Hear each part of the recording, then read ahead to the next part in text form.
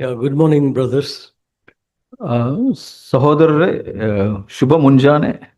Good to see you all again. ನಿಮ್ಮನ್ನೆಲ್ಲ ಮತ್ತೆ ತಿರುಗಿ ನೋಡುವಂಥದ್ದು ಬಹಳ ಸಂತೋಷದ ವಿಷಯ.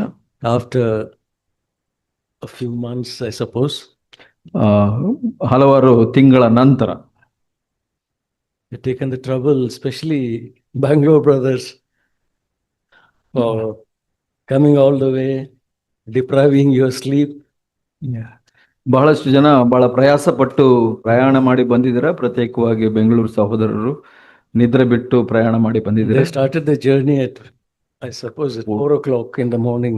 Yeah, I told them, why don't you go in the evening at 4 o'clock so that you can have a good night's rest there and be fresh.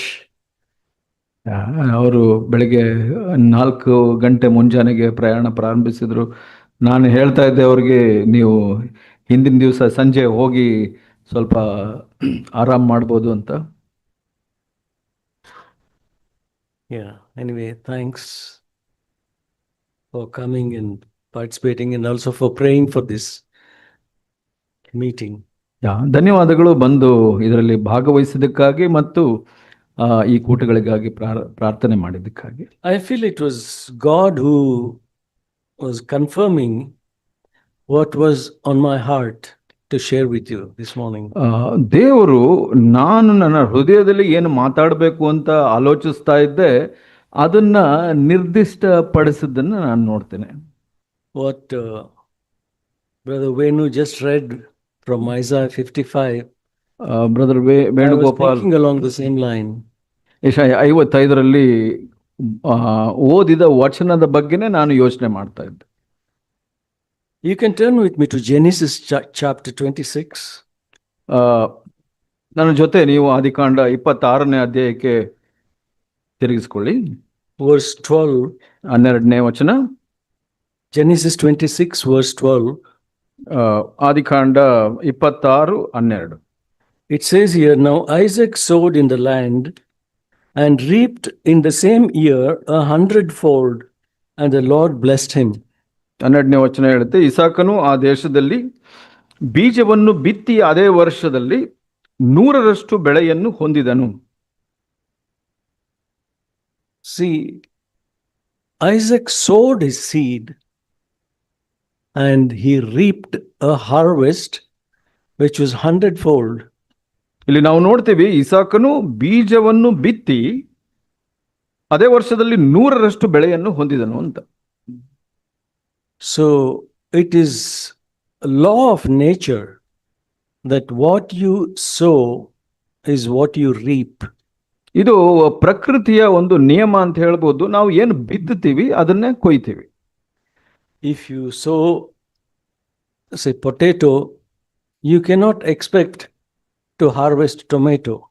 So ನೀವು ಆಲೂಗಡ್ಡೆಯನ್ನ ಬಿತ್ತಿದ್ರೆ ನೀವು ಒಂದು ದಿವಸ ನನಗೆ ಬೆಳೆಯಾಗಿ ಟೊಮೆಟೊ ಸಿಗುತ್ತೆ ಅಂತ ಯೋಚಿಸ್ಲಿಕ್ಕೆ ಆಗೋದಿಲ್ಲ. You will get exactly what you sow. ನೀವು ಏನನ್ನ ಬಿತ್ತುತ್ತೀರಾ ಅದನ್ನೇ ನೀವು ಕೊಯ್ತೀರಾ. When God created the earth, he said that everything will produce after its own kind. So ದೇವರು ಈ ಲೋಕವನ್ನ ಸೃಷ್ಟಿಸಿದಾಗ ಎಲ್ಲ ಸಂಗತಿಗಳು ಅಥವಾ ಬೆಳೆಗಳು ಅಂಥದ್ದನ್ನೇ ಅದು ಪ್ರತಿಫಲವಾಗಿ ಕೊಡುತ್ತೆ ಅಂತ ಹೇಳಿದರು. So the seed has to go into the ground and be hidden in the ground in darkness for few days, and that it needs to be watered and watched over. ಈ ಒಂದು ಬೀಜವನ್ನ ಬಿತ್ತಿದಾಗ ಅದು ಮಣ್ಣಿನೊಳಗೆ ಹೋಗಿ ಅದು ಕತ್ತಲೆಯಲ್ಲಿ ಇರುತ್ತೆ ಮತ್ತು ಅದನ್ನ ನೀರೆರಿಬೇಕು, ಮತ್ತೆ ನಂತರ ನಾವು ಅದರ ಬೆಳೆಯನ್ನ ಎದುರು ನೋಡಬಹುದು. If the seed says, oh, it is too dark here, I can't tolerate this, I want to come out, then it will remain alone. ಆ ಬೀಜ ಏನಾದರೂ ನನಗೆ ಈ ಮಣ್ಣಿನೊಳಗಡೆ ಇರೋದು ಕಷ್ಟ, ಕತ್ತಲೆಯಾಗಿದೆ, ನನಗೆ ಚೆನ್ನಾಗಿ ಅನಿಸ್ತಾ ಇಲ್ಲ ಅಂತ ಅದು ಹೊರಗಡೆ ಬರೋದಾದ್ರೆ ಅದು ಒಂಟಿಯಾಗಿ ಇದ್ಬಿಡುತ್ತೆ. Jesus said that very clearly, unless a grain of wheat falls into the ground and dies, it remains alone. So ಅದಕ್ಕಾಗಿ ಯೇಸು ಸ್ವಾಮಿ ಹೀಗೆ ಹೇಳಿದ್ರು, ಒಂದು ಬೀಜ ಭೂಮಿಯಲ್ಲಿ ಬಿದ್ದು ಸಾಯದ ಹೊರತು ಅದು ಒಂಟಿಯಾಗಿ ಉಳ್ಕೊಳ್ಳುತ್ತೆ ಅಂತ. And if it falls into the ground and dies, then it brings forth great harvest. ಹೌದು, ಅದು ಭೂಮಿಯಲ್ಲಿ ಬಿದ್ದು ಸತ್ತರೆ ಅದು ಫಲವನ್ನು ಕೊಡುತ್ತೆ ಅಂತ ಹೇಳಿದ್ರು. See, we all know, for example, if I sow one seed of uh, 1 grain of wheat or rice or whatever, it will not give me back just 1 grain. So ನಮಗೆಲ್ಲ ಗೊತ್ತಿದೆ, ಒಂದು ಬೀಜ ಅಕ್ಕಿ ಕಾಳಿರ್ಬೋದು ಅಥವಾ ಗೋಧಿ ಇರ್ಬೋದು, ಅದನ್ನ ಬಿತ್ತಿದ್ರೆ ಅದು ಫಲವಾಗಿ ಒಂದೇ ಕಾಳನ್ನ ಕೊಡೋದಿಲ್ಲ. It gives many times over. ಅದು ಬಹಳವಾಗಿ ಫಲವನ್ನ ಕೊಡುತ್ತೆ. You know, we have seen around us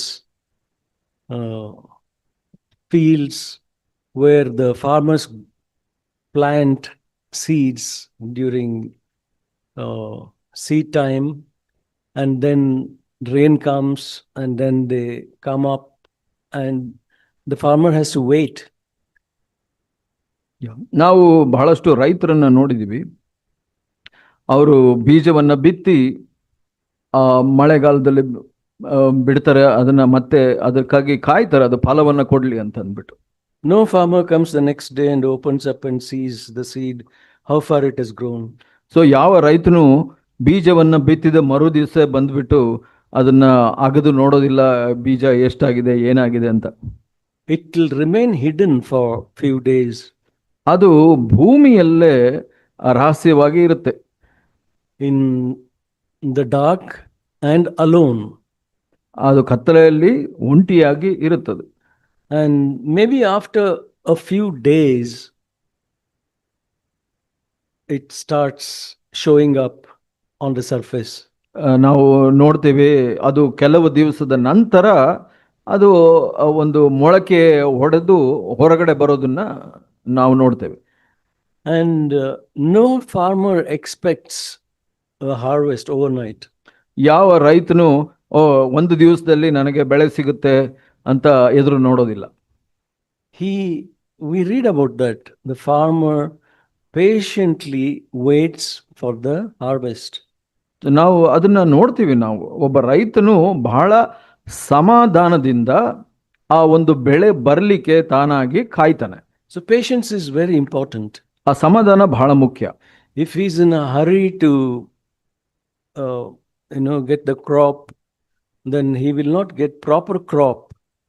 so ಅವನು ಅವಸರ ಮಾಡಿದ್ರೆ ನನಗೆ ಅವು ಬೆಳೆ ಬರಬೇಕು ಅಂತ ಅವನಿಗೆ ಸರಿಯಾದ ಒಂದು ಬೆಳೆ ಅಥವಾ ಫಲ ಸಿಗೋದಿಲ್ಲ. There's a time of sowing, there's a time of harvesting.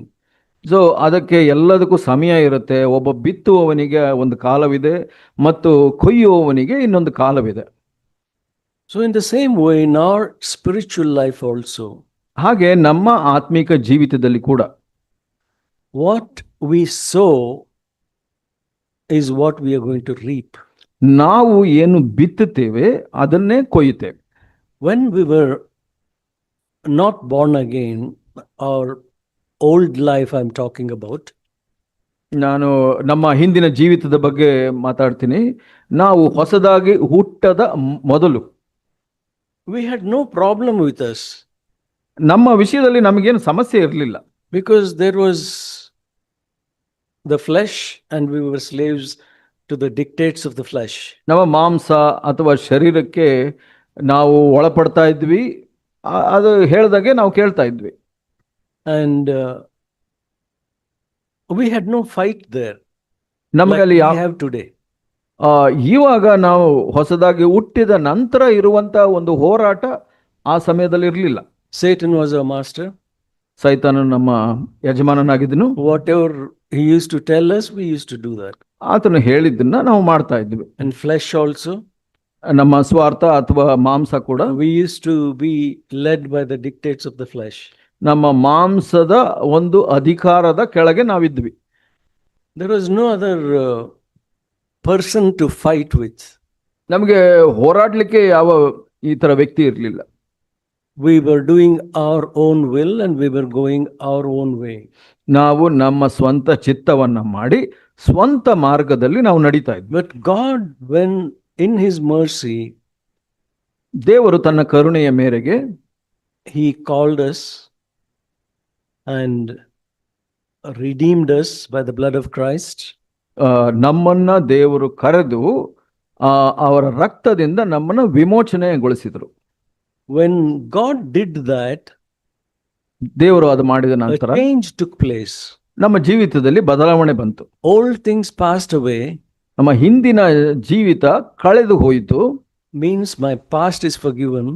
ಅದರ ಅರ್ಥ ನನ್ನ ಹಿಂದಿನ ಜೀವಿತಕ್ಕೆ ನಾನು ಕ್ಷಮಾಪಣೆಯನ್ನು And ಹೊಂದಿಕೊಂಡೆ. all things have become new. ಇವಾಗೆಲ್ಲ ಹೊಸದಾಯಿತು. All things have become new doesn't mean everything has become new. ಎಲ್ಲ ಅಂತ ಹೇಳುವಾಗ ಪ್ರತಿಯೊಂದು ವಿಷಯನೂ ಹೊಸದಾಯಿತು ಅಂತ It is ಅಲ್ಲ. talking about the inner man inside of us. ಇದು ಮುಖ್ಯವಾಗಿ ನಮ್ಮ ಒಳ ವ್ಯಕ್ತಿಯ ಬಗ್ಗೆ ಹೇಳ್ತಾ ಇದೆ. God took away the stony heart and gave us the heart of flesh. So ದೇವರು ಏನ್ ಮಾಡಿದ್ರು, ನಮ್ಮ ಆ ಕಲ್ಲಾದ ಹೃದಯವನ್ನ ತೆಗೆದು ಆ ಮಾಂಸದ ಹೃದಯವನ್ನ ನಮಗೆ ಕೊಟ್ರು. And took away the polluted mind and gave us a new mind. ನಮಗೆ ಆ ಒಂದು ಕಲ್ಮಶವಾದ ಮನಸ್ಸನ್ನ ತೆಗೆದು ಶುದ್ಧವಾದ ಮನಸ್ಸನ್ನ ಕೊಟ್ರು. And then began this dual nature in us. ಇಲ್ಲಿ ನಮಗೆ ಈ ಒಂದು ಎರಡು ವ್ಯಕ್ತಿತ್ವ ನಮ್ಮಲ್ಲಿ ಬರ್ಲಿಕ್ಕೆ ಪ್ರಾರಂಭವಾಯಿತು. The old nature and the new nature. ಹಳೆಯ ಸ್ವಭಾವ ಮತ್ತು ಹೊಸ ಸ್ವಭಾವ. So after we are born again, it doesn't mean that we became perfect immediately. ನಾವು ಹೊಸದಾಗಿ ಹುಟ್ಟಿದ ನಂತರ ತಕ್ಷಣವೇ ಪೂರ್ಣರಾದೆವು ಅಂತ ಅರ್ಥ ಅಲ್ಲ. A new life has started, ಹೊಸ ಜೀವಿತ ಪ್ರಾರಂಭವಾಗಿದೆ. but that needs to be cultivated. ಅದು ನಾವು ಅದನ್ನು ಪೋಷಿಸಿ ಬೆಳೆಸಬೇಕು. It needs to be watched over. ಅದನ್ನ ನಾವು ನಿಗಾ ವಹಿಸಿ ನೋಡ್ಕೊಳ್ಬೇಕು. And we need to have patience. ನಮಗೆ ಸಮಾಧಾನದ ಅವಶ್ಯಕತೆ ಇದೆ. And at the same time, we have our old nature also, ಅದೇ ಸಮಯದಲ್ಲಿ ನಮಗೆ ಹಳೆಯ ಸ್ವಭಾವ ಕೂಡ ಇದೆ, which the Bible calls the flesh. ದೇವರ ವಾಕ್ಯ ಅದನ್ನ ಸ್ವಾರ್ಥ ಅಥವಾ ಮಾಂಸ ಅಂತ ಕರೆಯುತ್ತೆ. So when we come to Christ, the old man is crucified. ನಾವು ಕ್ರಿಸ್ತನ ಬಳಿ ಬಂದಾಗ ಆ ಹಿಂದಿನ ವ್ಯಕ್ತಿ, ಹಳೆಯ ವ್ಯಕ್ತಿ ಶಿಲುಬೆಯಲ್ಲಿ ಹಾಕಲ್ಪಟ್ಟನು. And a new man by the Holy Spirit is given to us. ನಮಗೆ ಹೊಸ ವ್ಯಕ್ತಿ ಪವಿತ್ರಾತ್ಮನ ದೆಸೆಯಿಂದ ನಮಗೆ ಸಿಕ್ಕಿತು. And there is always constant battle between the flesh and the spirit. ಇಲ್ಲಿ ಯಾವಾಗ್ಲೂ ಈ ಸತತವಾದ ಹೋರಾಟ ನಡೆಯುತ್ತಾ ಇರುತ್ತೆ ಆತ್ಮಕ್ಕೂ ಮತ್ತು ಮಾಂಸಕ್ಕೂ ಮಧ್ಯದಲ್ಲಿ. Earlier we didn't have any problem. ಹಿಂದೆ ನಮಗೆ ಈ ಹೋರಾಟ ಇರಲಿಲ್ಲ. Because we didn't have two masters to obey. ಹಿಂದೆ ನಮಗೆ ಒಂದೇ ಯಜಮಾನನಿದ್ದನು, ಆದ್ರೆ ಇವತ್ತು ಎರಡು ಯಜಮಾನರು. So now we have to say no to the flesh and yes to the spirit. ಇವಾಗ ನಾವು ಈ ಮಾಂಸ ಅಥವಾ ಸ್ವಾರ್ಥಕ್ಕೆ ಇಲ್ಲ ಅಂತ ಹೇಳಿ ಆತ್ಮನಿಗೆ ಹೌದು ಅಂತ ಹೇಳಬೇಕು. That is what we sang in the song. ಆ ಒಂದು ಹಾಡಿನಲ್ಲಿ ಅದನ್ನೇ ಹೇಳಿದು. Not my will, but I want to do your will, Lord. ನನ್ನ ಚಿತ್ತವಲ್ಲ ಕರ್ತನೆ, ನಿನ್ನ ಚಿತ್ತ. So even Jesus, when he was on the last day of his life, he said the same thing, not my will, but thine be done. ಯೇಸು ಸ್ವಾಮಿ ತನ್ನ ಜೀವಿತದ ಕಡೆಯ ದಿವಸದಲ್ಲಿ ಕೂಡ ಹೇಳಿದ್ರು, ಸ್ವಾಮಿ ನನ್ನ ಚಿತ್ತವಲ್ಲ ನಿನ್ನ ಚಿತ್ತದಂತೆ ಆಗ್ಲಿ. Not because Jesus was facing what we are facing. ನಾವು ಎದುರಿಸ್ತಾ ಇರುವಂತದ್ದು ಯೇಸು ಸ್ವಾಮಿ ಕೂಡ ಎದುರಿಸ್ತಾ ಇದ್ರು ಅಂತಲ್ಲ. His battle was different from ours. ಆತನ ಒಂದು ಹೋರಾಟ ನಮ್ಮ ಹೋರಾಟಕ್ಕಿಂತ ವ್ಯತ್ಯಾಸವಾದದ್ದು. His will was to not to avoid the cross, but not the relationship between him and the Father. He did not want to be broken. So ಅಲ್ಲಿ ಹೋರಾಟ ಯೇಸು ಸ್ವಾಮಿಗಿದ್ದು ಅವರ ಮತ್ತು ತಂದೆಯ ಮಧ್ಯೆ ಸಂಬಂಧ ಕಡಿದು ಹೋಗಬಾರದು ಅಂತ. So that is what he was praying for. ಅದಕ್ಕಾಗಿ ಅವರು ಪ್ರಾರ್ಥಿಸ್ತಾ ಇದ್ರು. But Lord, if it's your will that I should be forsaken, ತಂದೆಯೇ, ನಿನ್ನ ಚಿತ್ತವಾದ್ರೆ ನಾನು ನಿನ್ನಿಂದ ಕಡಿದು ಹೋಗ್ಬೇಕು ಅಂದ್ರೆ, nevertheless, let your will be done, not mine, he said. ಆದ್ರೆ ನನಗಿಷ್ಟ ಇಲ್ಲ, ಆದ್ರೆ ನಿನ್ನ ಚಿತ್ತದಂತೆ ಆಗ್ಲಿ, ನನ್ನ ಚಿತ್ತವಲ್ಲ ಅಂತ ಹೇಳಿದ್ರು. And we, in our moment of temptation, we need to say, Lord, I want to do your will, but I don't have power to do it. So ನಮ್ಮ ವಿಷಯದಲ್ಲಿ ಬಂದಾಗ ನಾವು ದೇವರ ಚಿತ್ತದವನ್ನ ನೆರವೇರಿಸಬೇಕು ಅಂದ್ರೆ ನಾವು ಹೇಳಬೇಕಾಗುತ್ತೆ, ಕರ್ತನೆ ನನಗೆ ಮನಸ್ಸಿದೆ ಆದ್ರೆ ನನಗೆ ಶಕ್ತಿ ಇಲ್ಲ ಅಂತ. Jesus told the disciples just the day before the crucifixion, he said, the spirit is willing but the flesh is weak. ಯೇಸು ಸ್ವಾಮಿ ಹೀಗೆ ಹೇಳಿದ್ರು, ಒಂದು ದಿವಸ ಮೊದಲು ಶಿಲುಬೆಗೆ ಹಾಕೋದಕ್ಕೆ ಮೊದಲು, ನನ್ನ ಆತ್ಮಕ್ಕೆ ಮನಸ್ಸಿದೆ ಆದ್ರೆ ಶಕ್ತಿ ಇಲ್ಲ ಶರೀರದಲ್ಲಿ ಅಂತ. So that is the case with all of us. ಅದೇ ಒಂದು ಪರಿಸ್ಥಿತಿ ನಮ್ಮ ಎಲ್ಲರಿಗೂ ಇದೆ. Deep down in our heart, we want to do God's will. ನಮ್ಮ ಹೃದಯದ ಒಳಭಾಗದಲ್ಲಿ ನಾವು ದೇವರ ಚಿತ್ತವನ್ನು ಮಾಡಲಿಕ್ಕೆ ಬಯಸ್ತೀವಿ. But our flesh is so strong that sometimes we slip and fall and we yield. ನಮ್ಮ ಮಾಂಸ ಅಥವಾ ಸ್ವಾರ್ಥ ಬಲಯುತವಾಗಿರೋದ್ರಿಂದ ನಾವು ಜಾರಿ ತಪ್ತೀವಿ. Because our new man is not properly fed. ಯಾಕಂದ್ರೆ ಈ ಹೊಸ ವ್ಯಕ್ತಿ, ಹೊಸ ಮನುಷ್ಯ ಸರಿಯಾಗಿ ನಾವು ನೋಡ್ಕೊಳ್ತಾ ಇಲ್ಲ ಅಥವಾ ಪೋಷಿಸ್ತಾ ಇಲ್ಲ. God has given us all things pertaining to life and godliness, the Bible says. ದೇವರ ವಾಕ್ಯ ಹೇಳುತ್ತೆ, ದೇವರು ನಾವು ದೈವಿಕ ಜೀವಿತವನ್ನ ನಡೆಸಲಿಕ್ಕೆ ಏನೆಲ್ಲ ಅವಶ್ಯಕತೆ ಇದೆಯೋ ಅದನ್ನೆಲ್ಲ ಕೊಟ್ಟಿದ್ದಾರೆ ಅಂತ ದೇವರ ವಾಕ್ಯ ಹೇಳುತ್ತೆ. But most of us take it for granted and we are so laid back in our spiritual life and we don't take things seriously. ನಾವು ನಮ್ಮ ಅಲಕ್ಷ್ಯತನ ಅಥವಾ ಸೋಮಾರಿತನದಿಂದ ಕ್ರಿಸ್ತಿಯ ಜೀವಿತವನ್ನ ಅಥವಾ ಆತ್ಮಿಕ ಜೀವಿತವನ್ನ ಗಂಭೀರವಾಗಿ ತೆಗೆದುಕೊಳ್ಳೋದಿಲ್ಲ. That is the reason why in some of us our growth is stunted. So ಅದಕ್ಕಾಗಿ ನಮ್ಮಲ್ಲಿ ಕೆಲವರ ಬೆಳವಣಿಗೆ ಕುಂಠಿತವಾಗಿದೆ. And you see, Jesus spoke about good soil. Jesus spoke about good soil. ಅದಕ್ಕಾಗಿ ನಾವು ನೋಡ್ತೀವಿ, ಯೇಸು ಸ್ವಾಮಿ ಒಳ್ಳೆಯ ಭೂಮಿಯ ಬಗ್ಗೆ ಮಾತಾಡಿದ್ರು. Where seed was sown, ಅಲ್ಲಿ ಬೀಜವು ಬಿತ್ತಲ್ಪಟ್ಟಿತು. and in that good soil there came harvest season. ಆ ಒಂದು ಒಳ್ಳೆಯ ಭೂಮಿಯಲ್ಲಿ ಕೊಯ್ಯುವ ಕಾಲ ಬಂದಾಗ Jesus says there that some bore 30-fold, 60-fold and 100-fold. ಯೇಸು ಸ್ವಾಮಿ ಹೇಳ್ತಾರೆ, ಕೆಲವು ಭಾಗ ಒಂದು 30 ಪಟ್ಟು ಅಥವಾ 60 ಪಟ್ಟು ಮತ್ತು 100 ಪಟ್ಟು ಫಲವನ್ನ ಕೊಟ್ಟಿತ್ತು ಅಂತ. But the farmer, he put fertilizer for the entire stretch of land. ಯಾವ ರೈತನು ಎಲ್ಲ ಭೂಮಿಗೆ ಆ ಗೊಬ್ಬರವನ್ನ ಹಾಕಿದನು, and he watered it every day. ಅದಕ್ಕೆ ನೀರನ್ನ ಎರೆದನು ಪ್ರತಿ ದಿವಸ. Sun used to shine every day. ಪ್ರತಿ ದಿವಸ ಸೂರ್ಯನು ಬಂತು all over the field. ಆ ಒಂದು ಭೂಮಿಯಲ್ಲೆಲ್ಲ.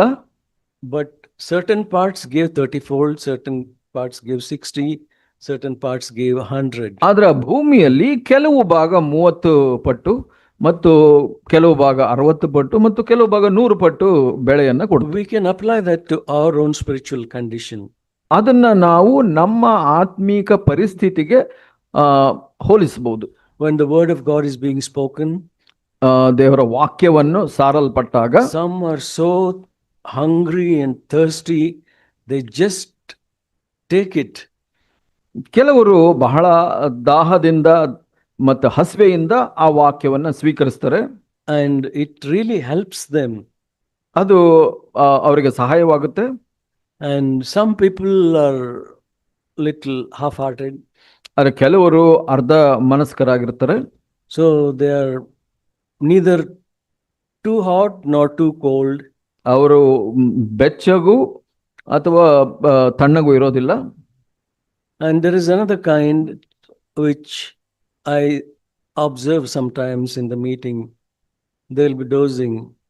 ಸೊ ಇನ್ನು ಕೆಲವರು ಆ, ಅರ್ಧ ನಿದ್ರೆ ಮಾಡ್ತಾ ಇರ್ತಾರೆ. So what can you expect of such people? ಅವರಿಂದ ಏನನ್ನ ಬಯಸಬಹುದು? I have seen, I vividly remember a few brothers in CFC Bangalore. Meeting means they will just come and so ಬೆಂಗಳೂರಿನಲ್ಲಿ ಕೂಡ ನಾನು ನೋಡಿದ್ದೀನಿ, ಕೂಟಗಳು ಅಂದ್ರೆ ಬಂದು ಸ್ವಲ್ಪ ನಿದ್ರೆ ಮಾಡುವಂಥದ್ದು. as though they didn't have time at home to sleep. ಅವ್ರಿಗೆ ಮನೆಯಲ್ಲಿ ಸಮಯ ಸಿಕ್ಕಿಲ್ವಾ ನಿದ್ರೆ ಮಾಡ್ಲಿಕ್ಕೆ? They come to the meeting also and sleep. ಇಲ್ಲಿ ಕೂಟದಲ್ಲಿ ಬಂದು ಕೂಡ ನಿದ್ರೆ ಮಾಡ್ತಾರೆ. Full all through the sermon. ಆ, ಪ್ರಸಂಗದ ಪೂರ್ಣ ಸಮಯ. And I see them over the years. There's no growth. ಆ, ವರ್ಷ ಕಳೆದಂತೆ ನೋಡಿದಾಗ ಅವರಲ್ಲಿ ಬೆಳವಣಿಗೆ ಇರೋದಿಲ್ಲ. Absolutely no growth. ಪೂರ್ಣವಾಗಿ ಬೆಳವಣಿಗೆ And ಇರೋದಿಲ್ಲ. some have left the church. ಕೆಲವರು ಸಭೆಯನ್ನ ಬಿಟ್ಟು And they ಹೋಗಿದ್ದಾರೆ. deserved it. ಅದಕ್ಕೆ ಅವರು ಅರ್ಹರು. Because they were not very serious about their spiritual life. ಯಾಕೆ ಅಂದ್ರೆ ಆತ್ಮೀಕ ಜೀವಿತದಲ್ಲಿ ಅವರು ಗಂಭೀರವಾಗಿರಲಿಲ್ಲ. But I see certain people ಆದ್ರೆ ಕೆಲವರನ್ನ ನಾನು ನೋಡಿದಾಗ who have newly come ಹೊಸದಾಗಿ ಬಂದಿದ್ರು, with such hunger and thirst. ಅವರು ಅಧಿಕವಾಗಿ ದಾಹ ಮತ್ತು ಹಸಿವೆಯನ್ನು ಹೊಂದಿರ್ತಾರೆ. They feed upon every word and they ಅವ್ರು ಕೇಳಿ put their might into it, and they become their progress is made evident to all in a short period of time. ಅವರು ಆ ವಾಕ್ಯಗಳನ್ನ ಗಂಭೀರವಾಗಿ ತೆಗೆದುಕೊಂಡು ದಾಹ ಉಳ್ಳವರಾಗಿ ಮತ್ತೆ ಅವರ ಬೆಳವಣಿಗೆ ಬರುತ್ತೆ, ಮತ್ತೆ ಆ ಬೆಳವಣಿಗೆ ಎಲ್ಲರಿಗೂ ಕಾಣಿಸುತ್ತೆ. God is not partial. ದೇವರು ಪಕ್ಷಪಾತಿ ಅಲ್ಲ. He gives equal opportunities to everybody, but it depends on how we respond to it. ದೇವರು ಎಲ್ಲರಿಗೂ ಸರಿಸಮನಾದ ಅವಕಾಶಗಳನ್ನ ಕೊಡ್ತಾರೆ, ಆದರೆ ನಾವು ಹೇಗೆ ಪ್ರತಿಕ್ರಿಯಿಸ್ತೀವಿ ಅದರ ಮೇಲೆ ಅವಲಂಬಿತವಾಗಿರುತ್ತೆ. Attention and response. ನಮ್ಮ ಏಕಾಗ್ರತೆ ಮತ್ತು ಪ್ರತಿಕ್ರಿಯೆ, Like brother said. ಸಹೋದರರು ಹೇಳಿದಾಗೆ. So when in the meeting, if I'm distracted, I'm thinking about that thing, this thing, then my body is here, my mind is somewhere else. It may be hundreds of kilometers away. So ಕೂಟಗಳಲ್ಲಿ ನಾನು ಅಲಕ್ಷ್ಯವಾಗಿರ್ತೇನೆ, ಮತ್ತೆ ನನ್ನ ಶರೀರ ಇಲ್ಲಿರುತ್ತೆ, ಆದ್ರೆ ಮನಸ್ಸು ಮಾತ್ರ ಬೇರೆ ಕಡೆ ಓಡಾಡ್ತಾ ಇರುತ್ತೆ. It's very important as to how we listen. ಇದು ಬಹಳ ಮುಖ್ಯ, ನಾವು ಹೇಗೆ ಕೇಳಿಸ್ಕೊಳ್ತೀವಿ. Jesus said that. ಯೇಸು ಸ್ವಾಮಿ ಹೇಳಿದ್ರು ಅದನ್ನ. Be careful about what you listen to. ಯೇಸು ಸ್ವಾಮಿ ಹೇಳಿದ್ರು, ನೀವು ಹೇಗೆ ಕೇಳಿಸ್ಕೊಂತೀರಾ ಅದರ ಬಗ್ಗೆ ನೀವು ಜಾಗರೂಕರಾಗಿರಿ ಅಂತ. Yeah. And it says in Galatians chapter 6, Galatia 6ರಲ್ಲಿ ಹೀಗೆ ಹೇಳುತ್ತೆ, verse 7. ಗಲಾತ್ಯ 6 7ನೇ ವಚನ, 6ನೇ ಅಧ್ಯಾಯ 7ನೇ ವಚನ. It says, do not be deceived. ಮೋಸ ಹೋಗಬೇಡಿರಿ ಅಂತ ಹೇಳುತ್ತೆ. Because God is not mocked. ದೇವರು ತಿರಸ್ಕಾರ ಸಹಿಸುವವನಲ್ಲ. A man reaps exactly what he sows. ಮನುಷ್ಯನು ತಾನು ಏನು ಬಿತ್ತುತ್ತಾನೋ ಅದನ್ನೇ ಕೊಯ್ಯಬೇಕು. Verse 8 it says, for the one who sows to his own flesh will from the flesh reap corruption. 8ನೇ ವಚನ ಹೇಳುತ್ತೆ, ತನ್ನ ಶರೀರ ಭಾವವನ್ನು ಕುರಿತು ಬಿತ್ತುವವನು ಆ ಭಾವದಿಂದ ನಾಶನವನ್ನು ಕೊಯ್ಯುವನು. And the one who sows to the Spirit will from the Spirit reap eternal life. ಆತ್ಮನನ್ನು ಕುರಿತು ಬಿತ್ತುವವನು ಆತ್ಮನಿಂದ ನಿತ್ಯ ಜೀವವನ್ನು ಕೊಯ್ಯುವನು. So just think about that, brothers. ಸಹೋದರರೇ, ಅದರ ಬಗ್ಗೆ ಯೋಚಿಸಿರಿ. So it says the person who sows to the flesh will reap corruption out of the flesh. ಯಾರು ಮಾಂಸಕ್ಕೆ, ಶರೀರಕ್ಕೆ, ತನ್ನ ಶರೀರ ಭಾವಕ್ಕೆ ತಾನು ಬಿತ್ತುತ್ತಾನೋ, but the one who sows to the Spirit shall reap from the Spirit eternal life. ಯಾರು ಆತ್ಮನನ್ನು ಕುರಿತು ಬಿತ್ತುವವನು ಅವನಿಗೆ ಆತ್ಮನಿಂದ ನಿತ್ಯ ಜೀವವನ್ನು ಕೊಯ್ಯುವನು ಅಂತ ಹೇಳುತ್ತೆ. So here it speaks about the things of the flesh and the things of the Spirit. So ಇಲ್ಲಿ ಎರಡು ವಿಧವಾದದನ್ನ ಇಲ್ಲಿ ಹೇಳ್ತಾರೆ ಪೌಲ, ಶರೀರ ಭಾವದ ವಿಷಯಗಳು ಮತ್ತು ಆತ್ಮನ ವಿಷಯಗಳು. We see here that If we go after the flesh, we reap corruption. ನಾವು ಶರೀರ ಭಾವದಿಂದ ನಾವು ಅದಕ್ಕೆ ಬಿತ್ತೋದಾದ್ರೆ ಅದರಿಂದ ನಾವು ನಾಶನವನ್ನು ಕೊಯ್ತೀವಿ ಅಂತ ಹೇಳ್ತಾರೆ. What is or what are some of the things relating to corruption?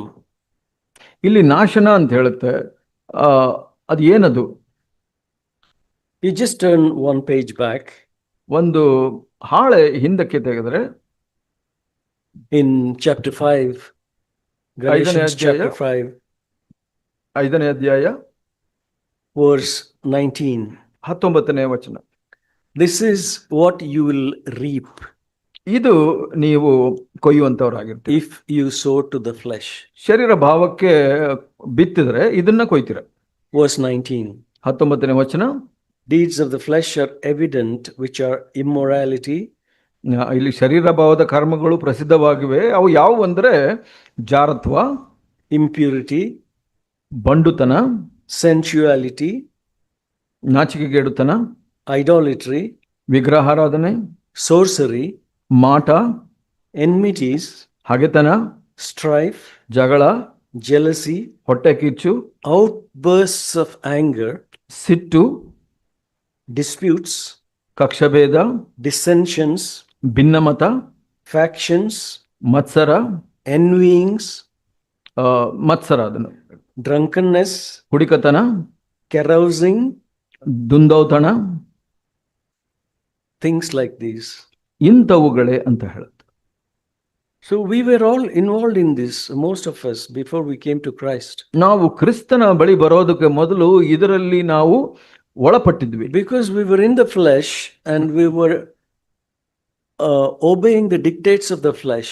ನಾವು ಶರೀರ ಭಾವದಲ್ಲಿ ಇದ್ಕೊಂಡು ಶರೀರ ಭಾವಕ್ಕೆ ಒಳಪಟ್ಟು ಅದಕ್ಕೆ ಅಧೀನರಾಗಿದ್ವಿ. And the fruit that we bore, ಅದರಿಂದ ನಾವು ಪಡೆದಂತ ಫಲ are these. ಈ ಒಂದು ಕಾರ್ಯಗಳು. What we just read. ಇವಾಗ ನಾವು ಓದಿದಂತ. Now we might as well identify ourselves with these things. This is how we were once upon a time. ನಾವು ಇದರ ಹಾಗೆ ಇದ್ವಿ ಒಂದು ಸಮಯದಲ್ಲಿ, ಇದನ್ನೆಲ್ಲ ನಾವು ಮಾಡ್ತಾ ಇದ್ವಿ. And Paul says here, of which I forewarned you, just as I have now been forewarning you, that those who practice such things shall not inherit the kingdom of God. ಇಲ್ಲಿ ಹೇಳ್ತಾರೆ ಪೌಲ, ಇಂಥ ಕಾರ್ಯಗಳನ್ನು ನಡೆಸುವವರು ದೇವರ ರಾಜ್ಯಕ್ಕೆ ಬಾಧ್ಯರಾಗುವುದಿಲ್ಲವೆಂದು ನಾನು ಹಿಂದೆ ಹೇಳಿದಂತೆಯೇ ಈಗಲೂ ನಿಮ್ಮನ್ನು ಎಚ್ಚರಿಸುತ್ತೇನೆ. Paul is not ashamed to emphasize certain things. ಪೌಲನು ಕೆಲವು ವಿಷಯಗಳನ್ನ ಒತ್ತಿ ಹೇಳೋದ್ರಲ್ಲಿ ಹಿಂಜಾರ್ತಾ ಇರಲಿಲ್ಲ ಅಥವಾ ನಾಚಿಕೆ ಪಡ್ತಾ ಇರಲಿಲ್ಲ. He doesn't say, oh, I already told it once in this church, I don't have to tell it again. ಪೌಲ ಹೀಗೆ ಯೋಚನೆ ಮಾಡ್ತಾ ಇರಲಿಲ್ಲ, ಈ ಸಭೆನಲ್ಲಿ ನಾನು ಮೊದಲೇ ಈ ವಿಷಯ ಮಾತಾಡಿದ್ದೀನಿ, ಮತ್ತೆ ಹೇಳುವಂತ ಅವಶ್ಯಕತೆ ಇಲ್ಲ ಅಂತ ಯೋಚನೆ ಮಾಡ್ತಾರೆ. It's something like the mentality of the Greeks. ಗ್ರೀಕರ ಒಂದು ಮನೋಭಾವ ಆಗಿತ್ತು. They always wanted to hear something new. ಅವರಿಗೆ ಯಾವಾಗಲೂ ಒಂದು ಹೊಸದ ವಿಷಯಗಳ ಬಗ್ಗೆ ಮಾತಾಡೋದು ಅಥವಾ ಕೇಳೋದು ಆಸಕ್ತಿ ಇತ್ತು. ಆದ್ರೆ ಪೌಲ, as I have already forewarned you, ನಾನು forewarning you again. ನಾನು ಮೊದಲೇ ಎಚ್ಚರಿಸಿದ್ರೂ ಕೂಡ ನಾನು ಮತ್ತೆ ನಿಮಗೆ ಎಚ್ಚರಿಸ್ತಾ ಇದ್ದೀನಿ ಅಂತ ಪೌಲ ಹೇಳ್ತಾರೆ. Peter also says the same thing. ಪೇತ್ರನು ಕೂಡ ಹಾಗೆ ಹೇಳ್ತಾರೆ. I already written about these things, but I don't mind rewriting again. ಪೌಲ ಹೀಗೆ ಹೇಳ್ತಾರೆ, ನಾ ಈ ವಿಷಯದ ಬಗ್ಗೆ ನಾನು ಮೊದಲೇ ಬರೆದಿದ್ದೀನಿ, ಆದ್ರೂ ನಾನು ಮತ್ತೆ ಬರೆಯೋದ್ರಲ್ಲಿ ಹಿಂಜಾರೋದಿಲ್ಲ. We need to hear over and over and over and over. ಯಾಕೆ ಅಂದ್ರೆ ಕೆಲವು ವಿಷಯಗಳು ನಾವು ಮತ್ತೆ ಮತ್ತೆ ಕೇಳಬೇಕಾದ ಅವಶ್ಯಕತೆ ಇದೆ. Because unless it is heard over and over again, sometimes it will not register in us. ನಾವು ಮತ್ತೆ ಮತ್ತೆ ಕೇಳದ ಹೊರತು ಕೆಲವು ವಿಷಯಗಳು ನಮ್ಮ ಮನಸ್ಸಿನಲ್ಲಿ ಉಳಿಯೋದಿಲ್ಲ. You know, it may be very small thing. ಇದು ಬಹಳ ಚಿಕ್ಕ ವಿಷಯ ಕೂಡ ಆಗಿರಬಹುದು. But still, a small thing can, result in great things.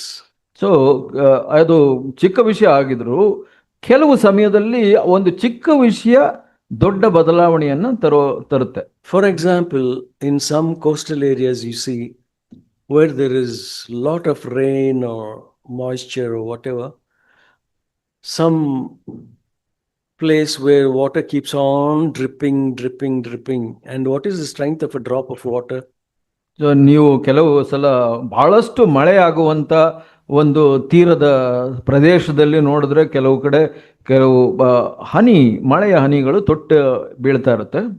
It constantly it keeps on falling in the same place again and again over a period of months or years. ಆ ಒಂದು ಹನಿಗಳು ಒಂದೇ ಸ್ಥಳದಲ್ಲಿ ಸತತವಾಗಿ ಬೀಳ್ತಾ ಇದ್ರೆ ಕ್ರಮೇಣವಾಗಿ ಏನಾಗುತ್ತೆ? You know what happens over a period of time if it keeps on falling in the same place, then there will be a hole there. ಆ ಸ್ಥಳದಲ್ಲಿ ನಾವು ನೋಡ್ತೇವೆ ಒಂದು ರಂಧ್ರ ಅಥವಾ ಒಂದು ತೂತು ಆಗ್ಬಿಡುತ್ತೆ ಆ ಸ್ಥಳದಲ್ಲಿ ಬಿದ್ದು. I am talking about rocks. ನಾನು ಮಾತಾಡ್ತಾ ಇರೋದು ಈ ಬಂಡೆಗಳು ಕೂಡ. Even stones and rocks can give way because of its persistence. ಅಲ್ಲಿ ಸತತವಾಗಿ ಬೀಳೋ ಕಾರಣ ಈ ಬಂಡೆ ಆ ಕಲ್ಲುಗಳಲ್ಲಿ ಕೂಡ ರಂಧ್ರವಾಗುವಂತ ಸಾಧ್ಯತೆ. Jesus spoke about that widow who went on pestering the judge. ಆ ಒಂದು ವಿಧವೆ ಅಸಹಾಯಕಳಾಗಿ ಆ ಒಂದು ನ್ಯಾಯಾಧಿಪತಿ ಹತ್ರ ಮತ್ತೆ ಹೋಗೋದ್ರಿಂದ finally he got so fed up saying that I neither fear God nor men, but this woman, she is going to wear me out. Then he says, let me give justice to her.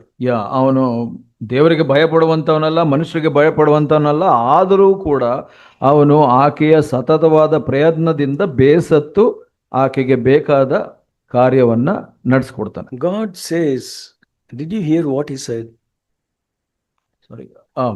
Did you hear what that unrighteous judge said? ಯೇಸು ಸ್ವಾಮಿ ಹೇಳಿದ್ರು, ನೀವು ಆ ಒಂದು ಅನೀತಿಯ ಆದ ನ್ಯಾಯಾಧಿಪತಿ ಹೇಳಿದ ಮಾತನ್ನ ಕೇಳಿದ್ರ? If he can do that, how much more will your heavenly Father do that for you? ಅಲ್ಲಿ ಅವರು keep on asking him.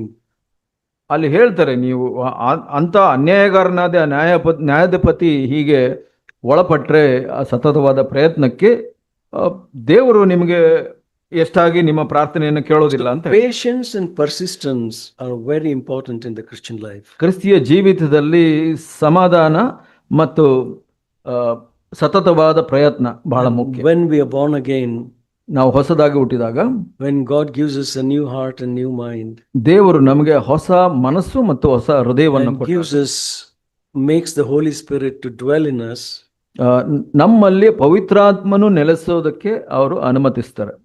It is the seed of the word of God by which we are saved. ನಾವು ದೇವರ ವಾಕ್ಯವೆಂಬ ಬೀಜದಿಂದ ರಕ್ಷಣೆಯನ್ನು ಹೊಂದಿದ್ದೇವೆ. And we need to take care of that seed, imperishable seed, and see that it grows properly in us. ಆ ನಾಶವಾಗದ ಬೀಜ ನಮ್ಮ ಹೃದಯದಲ್ಲಿ ಅಲಕ್ಷ್ಯವಾಗಿ ಹಾಳಾಗದೇ ಇದ್ದಂಗೆ ಅದನ್ನ ಪೋಷಿಸಿ ಬೆಳೆಸೋದು ನಮ್ಮ ಕರ್ತವ್ಯ. And as we keep nourishing it, ಅದನ್ನ ಪೋಷಿಸ್ತಾ ಇದ್ದ ಹಾಗೆ over a period of time you will see the result of it. ಕ್ರಮೇಣ ನಾವು ಸಮಯ ಕಳೆದಂತೆ ನಾವು ನೋಡ್ತೀವಿ ಅದರ ಫಲಗಳನ್ನ. And we should not be impatient and say, oh, it is not working in me. ನಾವು ಅಶಾಂತಿಯಿಂದ ಏನು ನನಗೆ ಕೆಲಸ ನಡೀತಾ ಇಲ್ಲ, ಆಗ್ತಾ ಇಲ್ಲ ಅಂತ ಹೇಳಬೇಕಾಗಿಲ್ಲ. Everything takes time. ಎಲ್ಲದಕ್ಕೂ ಸಮಯ ಬೇಕಿದೆ. You were not born like what you are today. ನೀವು ಇವಾಗ ಇದ್ದಂತೆ ಹುಟ್ಟಿರ್ಲಿಲ್ಲ, ಹುಟ್ಟುವಾಗ ನೀವು ಇವಾಗ ಇದ್ದಂತೆ ಇರಲಿಲ್ಲ. You were born as a little innocent baby. ಒಂದು ಮುಗ್ಧ ಮಗುವಿನಂತೆ ನೀವು ಹುಟ್ಟಿದ್ರಿ. You didn't know who your dad was or mom was. ಆ ಸಮಯದಲ್ಲಿ ನಿಮಗೆ ಯಾರು ನಿಮ್ಮ ತಂದೆ ಅಥವಾ ತಾಯಿ ಗೊತ್ತಿರಲಿಲ್ಲ ನಿಮಗೆ. Over a period of time, as your mother kept feeding you, you became stronger and stronger. Then you were able to recognize who is who. ನೀವು ಕ್ರಮೇಣವಾಗಿ ಬೆಳೆದಂತೆ ತಾಯಿಯ ಪೋಷಣೆಯಲ್ಲಿ ನೀವು ಇದನ್ನೆಲ್ಲ ಗುರುತಿಸಲಿಕ್ಕೆ ಸಾಧ್ಯವಾಯಿತು. We were all babies. ನಾವೆಲ್ಲ ಮಕ್ಕಳಾಗಿದ್ವಿ. Then we grew up. ನಾವು ಬೆಳೆದೆವು, became children. ಮಕ್ಕಳಾದ್ವಿ, ಮೊದಲು ಮಗುವಾಗಿ became adults, ನಾವು ಪ್ರಾಯಸ್ಥರಾದವು, then got educated, ನಾವು ವಿದ್ಯಾವಂತರಾದ್ವಿ, then got jobs, ನಮಗೆ ಕೆಲಸ ಸಿಕ್ತು, got married, ಮದುವೆ ಆದ್ವಿ, had children. ನಮಗೆ ಮಕ್ಕಳಾಯ್ತು. So this is how we have grown, all of us. ನಾವು ಎಲ್ಲರೂ ಹೀಗೆ ಬೆಳೆದು ಬಂದ್ವಿ. And no child says, oh, I have not become like my daddy the first day. So ಮೊದಲ ದಿವಸನೇ ನಾನು ನನ್ನ ತಂದೆ ತರ ಇಲ್ವಲ್ಲ ನಾನು ಅಂತ ಯಾವ ಮಗುನು ಯೋಚನೆ ಮಾಡೋದು. Yeah, wait for next 30 years, you will also become a daddy. So ಆ ಮಗು ಕಾಯ್ಬೇಕು, 30 ವರ್ಷಕ್ಕಾದ ನಂತರನೇ ಒಂದು ದಿವಸ ತಂದೆ ಆಗುತ್ತೆ. But for that, 30 years is a long time. But if we take one day at a time and live that day, like Jesus said, sufficient unto the day is the evil thereof. ಹೌದು, ಈ ದಿವಸದ ಕಾಟ ಇವತ್ತಿಗೆ ಸಾಕು ಅಂತ ಯೇಸು ಸ್ವಾಮಿ ಹೇಳಿದ ಹಾಗೆ ನಾವು ಒಂದು ದಿವಸದ ಮಟ್ಟಿಗೆ ನಾವು ಜೀವಿಸಬೇಕು. So also spiritually, when we are born again, we can't expect maturity and growth overnight.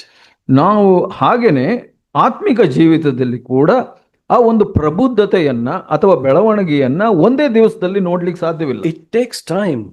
ಅದು ಸಮಯವನ್ನು ತೆಗೆದುಕೊಳ್ಳುತ್ತೆ. You have to yield yourself ನೀವು ನಿಮ್ಮ ಜೀವಿತವನ್ನ to ಒಳಪಡಿಸಿದ the working of the Holy Spirit. ಪವಿತ್ರಾತ್ಮನ ಕಾರ್ಯಗಳಿಗೆ. And then what happens over a period of time? ಹಾಗೆ ಒಂದು ಸಮಯ ಕಳೆದಂತೆ No, it becomes more and more manifest to others. ಇತರರಿಗೆ ಗೊತ್ತಾಗುತ್ತೆ The change that has taken place in you. ನಿಮ್ಮಲ್ಲಿ ನಡೆಯುವ ಬದಲಾವಣೆಗಳು. People can recognize that, oh, he was like this once upon a time, now he is different person. ಜನ ಅದನ್ನ ಗುರುತಿಸ್ತಾರೆ, ಒಂದು ಸಮಯದಲ್ಲಿ ನೀನು ಹೀಗಿದ್ದೆ, ಇವಾಗ ಹೀಗಾಗಿದೆಯಾ ಅಂತ. He used to join us for all these mischiefs, but today he is refusing to join us. He's become a different person. ನಾವು ಮಾಡ್ತಾ ಇದ್ದ ತುಂಟ ಕಾರ್ಯಗಳಿಗೆಲ್ಲ ನೀನು ನಮ್ಮ ಜೊತೆ ಸೇರ್ತಾ ಇದ್ದೆ, ಆದ್ರೆ ಇವತ್ತು ನೀನು ಆಗಿಲ್ಲ. And as he rejects those people's opinions and tries to live before God's face and is concerned only about what God thinks, then you can see over a period of time the fruit of the Holy Spirit in him. ಅಲ್ಲಿ ನಾವು ಬೆಳವಣಿಗೆಯನ್ನ ನೋಡ್ತೀವಿ. ಈ ತರ ತಪ್ಪು ಅಭಿಪ್ರಾಯಗಳಿಗೆ ನಾವು ಪ್ರತಿಕ್ರಿಯಿಸದೆ ಅಥವಾ ಕೈ ಜೋಡಿಸದೆ ದೇವರ ಅಭಿಪ್ರಾಯಗಳಿಗೆ ನಾವು ಹೋಗೊಟ್ಟು ದೇವರು ಹೇಳಿದ ರೀತಿಯಲ್ಲಿ ನಡೀತಾ ಇದ್ರೆ ನಮಗೆ ಬೆಳವಣಿಗೆ ಸಿಗುತ್ತೆ. In contrast to the fruit of the flesh, what we saw, now he will develop or he will bear the fruit of the Spirit.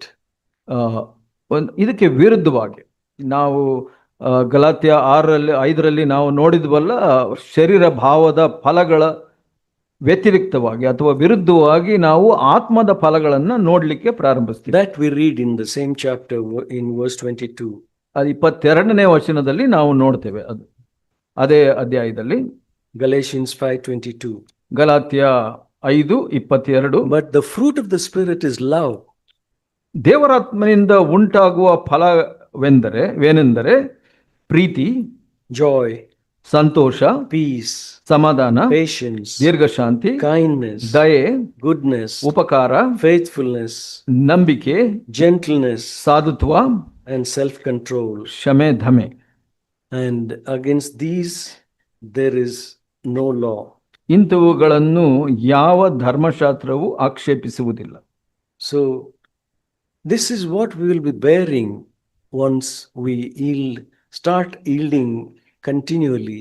ನಮ್ಮ ಜೀವಿತವನ್ನ ನಾವು ದೇವರ ಆತ್ಮಕ್ಕೆ ಒಳಪಡಿಸಲಿಕ್ಕೆ ಪ್ರಾರಂಭಿಸಿದಾಗ ಈ ಫಲಗಳು ನಮ್ಮ ಜೀವಿತದಲ್ಲಿ ಕಾಣಸಿಗುತ್ತೆ. And verse 24 it says, now those who belong to Christ have crucified the flesh with its passions and desires. 24ನೇ ವಚನ ಹೇಳುತ್ತೆ, ಕ್ರಿಸ್ತ ಯೇಸುವಿನವರು ತಮ್ಮ ಶರೀರ ಭಾವವನ್ನು ಅದರ ವಿಷಯಾಭಿಲಾಷೆ ಸ್ವೇಚ್ಛಾಭಿಲಾಷೆ ಸಹಿತ ಶಿಲುಬೆಗೆ ಹಾಕಿದವರು ಅಂತ ಹೇಳಿ. That means you start hating those things that you used to do formerly. ಇದರ ಅರ್ಥ ಏನಂದ್ರೆ, ನೀವು ಹಿಂದಿನ ಜೀವಿತದಲ್ಲಿ ನೀವು ಮಾಡಲು ಏನು ಇಷ್ಟಪಡ್ತಾ ಇದ್ರಿ ಅದನ್ನ ನೀವು ಹಾಗೆ ಮಾಡ್ತೀರ. Not that the flesh is once for all crucified. ನಮ್ಮ ಶರೀರ ಒಂದೇ ಸಲಕ್ಕೆ ಶಿಲುಬೆಗೆ ಹಾಕಲ್ಪಟ್ಟಿದೆ ಅಂತ ಅಲ್ಲ. You know, crucifixion is a very slow process. ಈ ಒಂದು ಶಿಲುಬೆಗೆ ಹಾಕುವಂಥದ್ದು ಅಂದ್ರೆ ಅದು ನಿಧಾನ ಅಥವಾ ಸತತವಾದ ಒಂದು ಪ್ರಯತ್ನ. I read about the crucifixion that a person who is crucified, it takes 2 days to about 7-8 days for him to die. It is a slow death. So ಇಲ್ಲಿ ನಾನು ಕೇಳಿದ್ದೀನಿ, ಶಿಲುಬೆಗೆ ಹಾಕಿದಂಥ ವ್ಯಕ್ತಿ ಇಟ್ಸ್ 2 to 7 days, Yeah. 2 ರಿಂದ 7 ದಿವಸಗಳ ಕಾಲ ತೆಗೆದುಕೊಳ್ಳುತ್ತೆ ಆತ ಸಾಯಲಿಕ್ಕೆ. Jesus died the same day because he had already been whipped, tortured, and he bled, and that's why there was hardly any Yes. blood in him. He died the same day because when the soldier poked him, only blood and water came. So ಯೇಸು ಸ್ವಾಮಿಯ ವಿಷಯದಲ್ಲಿ ಅವರಿಗೆ ಬಹಳಷ್ಟು ಹೊಡೆದ್ರಿಂದ ಮತ್ತು ಅವರ ರಕ್ತ ಬಹಳಷ್ಟು ನಷ್ಟವಾಗಿದ್ದ ಕಾರಣ ಅವರು ಅದೇ ದಿವಸ ಸತ್ರು. ಅದಕ್ಕಾಗಿ ಆ ಸೈನಿಕನು ಅವ್ರನ್ನ ಈಟಿಯಲ್ಲಿ ಚುಚ್ಚಿದಾಗ ಬರೀ ನೀರು ಮತ್ತು ರಕ್ತ ಬಂತು. But the other 2 thieves who were hung on the cross on either side of Jesus, they were not dead by evening. ಆ ಸಮಯಕ್ಕೆ ನಾವು ನೋಡ್ತೇವೆ, ಇತರ 2 ಕಳ್ಳರು ಆ ಸಮಯಕ್ಕೆ ಸತ್ತಿರಲಿಲ್ಲ. Their legs needed to be broken and then killed. ಅವರ ಕಾಲುಗಳನ್ನು ಮುರಿದು ಅವರಿಗೆ ಸಾಯಿಸಬೇಕಾಗಿ ಬಂತು. The crucifixion is a slow death, painful death. ಶಿಲುಬೆ ಸಾವು ಅಂತ ಅಂದ್ರೆ ಅದು ಕ್ರಮೇಣವಾಗಿ ನಿಧಾನವಾಗಿ ಸಾಯುವಂತ ಒಂದು ಪ್ರಕ್ರಿಯೆ. Jesus told his disciples, ಯೇಸು ಸ್ವಾಮಿ ಶಿಷ್ಯರಿಗೆ ಹೀಗೆ ಹೇಳಿದ್ರು, if you want to come after me, ನೀವು ನನ್ನನ್ನು ಹಿಂಬಾಲಿಸೋದಾದ್ರೆ you need to take up your cross and deny yourself daily. ನೀವು ಪ್ರತಿ ದಿವಸ ನಿಮ್ಮನ್ನು ನೀವು ನಿರಾಕರಿಸಿ ಶಿಲುಬೆಯನ್ನ ಹೊತ್ತು ನನ್ನನ್ನು ಹಿಂಬಾಲಿಸಬೇಕು. So every one of us dies daily to our flesh. ನಾವು ಪ್ರತಿಯೊಬ್ಬರೂ ಪ್ರತಿ ದಿವಸ ನಮ್ಮ ಸ್ವಾರ್ಥಕ್ಕೆ ಸತ್ತು ಶಿಲುಬೆಯನ್ನ ಎತ್ಕೊಳ್ಬೇಕಾಗುತ್ತೆ. That means to our own self will. ನಮ್ಮ ಸ್ವಚಿತ್ತಕ್ಕೆ. So that is a lifelong process. ಅದು ಪೂರ್ಣ ಜೀವಿತದ ಒಂದು ಪ್ರಕ್ರಿಯೆ ಅಂತ ಹೇಳ್ಬೋದು. So don't be discouraged because you see certain things still you're not able to overcome. ಅದನ್ನ ನೋಡಿ ನೀವು ಮನಗುಂದಬಾರದು. ಯಾಕೆಂದ್ರೆ ಕೆಲವು ವಿಷಯಗಳು ಸಮಯ ತೆಗೆದುಕೊಳ್ಳುತ್ತೆ ಅದು ಹೋಗ್ಲಿಕ್ಕೆ. Have patience. ನಿಮ್ಮಲ್ಲಿ ಸಮಾಧಾನವಿರಲಿ. Just like the farmer has patience. ಒಬ್ಬ ರೈತನಿಗೆ ಇರುತ್ತಲ್ಲ ಸಮಾಧಾನ, ಹಾಗೆ. You know, there are different things in, say, horticulture or agriculture. There are different things that take different seasons or timings for bearing fruit. ಹೌದು, ಫಲವನ್ನು ಕೊಡಬೇಕು ಅಂದ್ರೆ ಅಗ್ರಿಕಲ್ಚರ್, ವ್ಯವಸಾಯದಲ್ಲಿ ಬೇರೆ ಬೇರೆ ವಿಧಗಳಿದೆ. For example, if you want to see some fruit tomorrow itself, you can see that in some. ಕೆಲವುದರಲ್ಲಿ ನೀವು ನಾಳೆನೆ ಫಲ ಬೇಕು ಅಂದ್ರೆ ಸಿಗ್ಬಹುದು ನಾಳೆನೆ. For example, mushrooms. ಅಣಬೆ. So you go around in forest. Today you don't see anything. Tomorrow you go, something has already come up. ನೀವು ಮಳೆಗಾಲದಲ್ಲಿ ಕಾಡಿನಲ್ಲಿ ನಡೆದು ಹೋಗ್ತಾ ಇದ್ರೆ ನೀವು ಇವತ್ತು ಏನು ನೋಡದೇ ಇರ್ಬೋದು, ಮರುದಿನ ನೀವು ಹೋದ್ರೆ ಬಹಳಷ್ಟು ಅಣಬೆಗಳು ಬೆಳೆದಿರುತ್ತೆ. So you want your life to be like that? Grow overnight? ನಿಮ್ಮ ಜೀವಿತ ಹಾಗಿರ್ಬೇಕು ಅಂತ ಬಯಸ್ತೀರಾ? ಒಂದೇ ದಿವಸದಲ್ಲಿ ಬೆಳೆದು ಬಿಡಬೇಕು ಅಂತ? And what is the lifespan of a mushroom? ಆ ಒಂದು ಅಣಬೆಯ ಜೀವತೆ ಅವಧಿ ಎಷ್ಟು? Next day it may not be there. ಮತ್ತೆ ಮರು ದಿವಸ ಹೋಗಿ ನೋಡಿದ್ರೆ ಅದೆಲ್ಲ ಇರೋದಿಲ್ಲ. That is how fast it grows and how fast it dies. So ಹಾಗೆ ಬಹಳ ಬೇಗ ಬೆಳೆಯುತ್ತೆ ಮತ್ತೆ ಬೇಗ ಸಾಯುತ್ತೆ. Certain things, they take time. ಕೆಲವು ವಿಷಯಗಳು ಸಮಯ ತೆಗೆದುಕೊಳ್ಳುತ್ತೆ. Some seeds may take 3 days or 4 days or 1 week or few weeks to sprout. So ಕೆಲವು ಬೀಜಗಳು ಅದು ಮೊಳಕೆ ಒಡಿಲಿಕ್ಕೆ ಕೆಲವು 3 ದಿವಸ ಇರ್ಬೋದು, 6 ದಿವಸ ಇರ್ಬೋದು. Like for example, ಸಮಯ an acorn, that is seed of a oak tree. Oak ಮರದ ಒಂದು ಬೀಜ ಅಂತ ತೆಗೆದುಕೊಳ್ಳಿ. If you plant that, it won't come up overnight. ಅದು ನೀವು ಬಿತ್ತಿದ್ರೆ ತಕ್ಷಣ ಅದು But ಮೊಳಕೆ ಬರೋದು. it takes time and it comes up in its own time. ಅದು ಬಹಳ ಸಮಯ ತೆಗೆದುಕೊಳ್ಳುತ್ತೆ. And it lasts longer than most of the trees. So ಅದು ಎಲ್ಲ ಇತರ ಮರಗಳಿಗಿಂತ ಹೆಚ್ಚಾಗಿ ಉಳಿಯುತ್ತೆ. Some may live more than 100 years also. ಕೆಲವು ಮರಗಳು ಅದು 100 ವರ್ಷಕ್ಕಿಂತ ಹೆಚ್ಚಾಗಿ. Once I told in CFC Bangalore about Chinese bamboo tree. CFC ಬೆಂಗಳೂರಿನಲ್ಲಿ ಒಂದು ಚೈನಾದ ಬ್ಯಾಂಬೂ ಬಿದಿರು, ಹೌದು, ಬಿದಿರು ಬಗ್ಗೆ ಹೇಳ್ತಾ ಇದ್ದೆ, ಗಿಡದ ಬಗ್ಗೆ. So it seems the Chinese bamboo tree, when a person sows that seed into the ground, ಆ ಒಂದು ಚೈನಾದ ಬಿದಿರು ಅವರು ಬೀಜವನ್ನ ಬಿತ್ತಿದಾಗ it doesn't sprout in the first week or in the first month or in the first year. ಅದು ಮೊಳಕೆ ಮೊದಲ ವಾರ ಇರ್ಬೋದು, ತಿಂಗಳಿರ್ಬೋದು, ವರ್ಷದಲ್ಲಿ ಕೂಡ ಅದು ಮೊಳಕೆ ಹೊಡೆಯಲ್ಲ.